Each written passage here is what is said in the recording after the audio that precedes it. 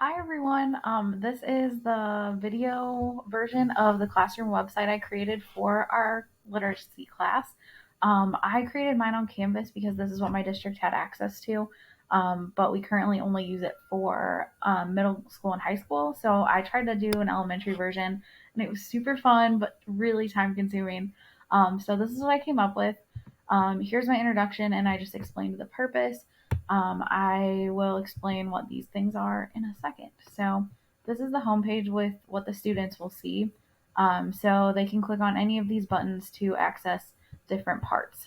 So up above in the introduction, I mentioned clicking on the daily slides. So if they click here on this button, it will give them access to the current month that we're on. So if I scroll through to December, then I integrated a Google folder. And so they can click on, these are slides that I had in my folder from last week. So it's just like a folder that I have on Google that the kids already have access to. So I just linked it to Canvas so that they could use it every day. So that's one thing that I mentioned on the introduction.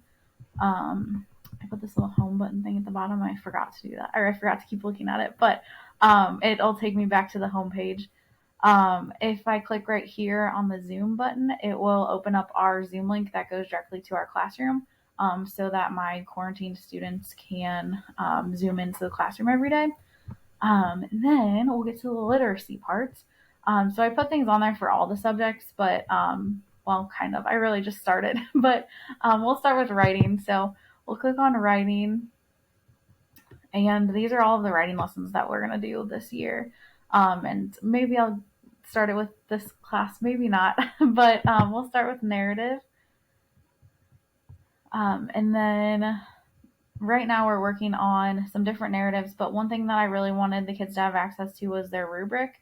I also made a transition practice assignment, and then like made some different assignments for where they could publish their narrative. So they can click on these different assignments, and then it'll open up. I don't think it will show because I'm not on a real student account. But down here it would show up as an assignment, and they can open the assignment and then submit the assignment through here. And it's pretty much like Google Classroom. If you've used that before, it just shows up right here, and you can open up the Google Doc and then click submit, and then I have access to it. Then the other thing I was going to show you in writing, let's see. Oh, Genius Hour. This is the one that I was doing for my unit review. Oh, whoops. All right, hold on. Let me turn it on. Okay, so now when I click on Genius Hour, it should open up. Okay, cool. So I put some student samples on here that kids can look at past projects. I put a research brochure where they'll put their final project, a place where they can keep track of their notes, and then some different resources that they can use. So, for example, one of the resources is this document that I made about different places that they can go to explore and find different resources. So there's some that are like more specific to different people during different times, because we're learning about the Civil War right now, and so they're more familiar with people during that time. But I put a whole bunch of different resources on there. I also created an anchor chart, and I was going to print this out and give it to them in person, but I also linked it on our Canvas page, just about being resource smart. So it's just like a little flow chart that helps them to decide if they should use the source or if they shouldn't use the source. So I just thought that might be helpful for them as well. Let's see. The next thing that I'm going to show you goes along with our book club discussions. So I'm going to click on reading, and then there's a whole bunch of different buttons for all of our different units. But I have a book club button on here that I created discussion boards for all of the book clubs for our realistic fiction unit. So under each discussion board, I assigned it to like the 4 or 5 kids that are in each group. And then each week I'm going to have them respond to different questions and then respond to their classmates before they meet as a whole, just so that they can get some of their ideas out of their head and start discussing early.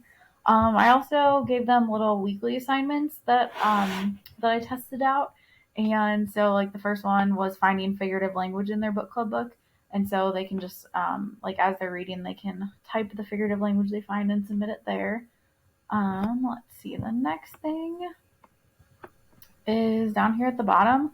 I gave them access to our classroom library, our school library, and a reading notebook. So these take a little bit of time to load, so I already loaded them.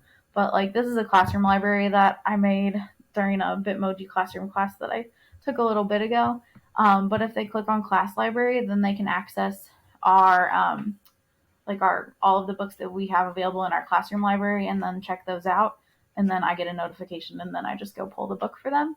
And then they also have access to Epic right here. So they just click on the link and they can explore Epic. I put some different books up here in the top that they have access to the book trailers. There's different like diversity and inclusion libraries that they can explore. And I think I put some links to some other things around, but I'm not quite sure. Then I also gave them access to our librarian's virtual library.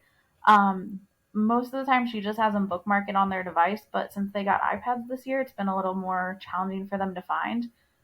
So this is like her library hub that she has, and they can also get to the school library catalog and check out books as well. So that is that. Let's see here. The last thing that I wanted to show you guys was under spelling. So I'm going to click on, whoops, sorry, not the zoom button, but look, it does work. And then down here for spelling, oh, hold on, got to turn this one on. Okay, so sorry, still getting the hang of this whole Canvas thing. You have to like manually go in and turn on all the modules. This one I didn't get a chance to make a homepage for yet, but for spelling, they have access to this module. And so I gave them access to these prefix and suffixes pages, which again, it's not going to show up for you guys, but hopefully it will show up for my students. Then I also created a prefixes silly story assignment for them because they're kind of having trouble with that right now. And so they're going to type a short story here using like 10 prefixes.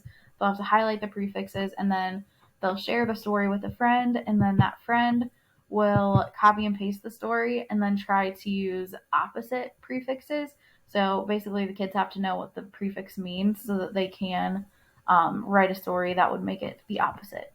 So, yeah, that's pretty much where I'm at. I'm still learning, but it was really fun to create this whole homepage. Some of the things that that our blended learning coordinator suggested were to have like a discussion board for help and resources. So I created just like a discussion board that they can just like write a post here, and then anyone in the class can respond, or I can respond if they are having trouble with things. They can also email our district technology team, and they can fill out a ticket there. What else did I learn that I thought was cool? I guess that's it. But it was a really fun opportunity, and I'm so glad that it worked out. I feel like there's so many great things I can do with this now. So sorry for the long video, but hope you enjoyed it. Thanks.